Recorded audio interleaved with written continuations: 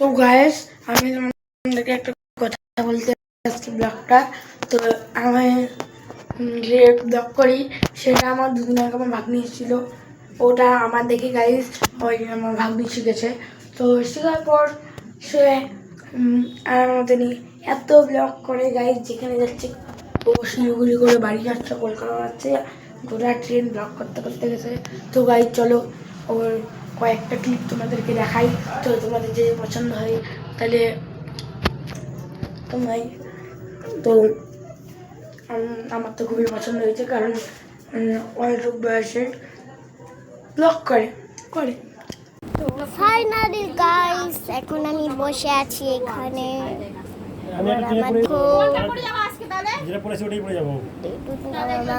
আমার মানিককে আমার বাবাকে পাপা ও পাপা এরকম করো, মানে তুই কর এরকম, আমা তুমি এরকম করো, দিদুন দিদুন তুমি এরকম করো করো না, এই যে এরকম মা আমা আমা আমা আমা আমা তুমি হাই করো এরকম, তোমরা আমাকে দেখো গাইজ, আমি এখন এইখানে দেখো ঠাকুর, এই দেখো ফ্যান কুলার। তো গাইজ তো ভিডিওগুলো কেমন লাগলো, যাই হোক ও একটু উল্টা পাল্টা ও হলো সিধা করে বানিয়েছে ভিডিওটা, তো আমি একটু লং টাইপের করে দিলাম।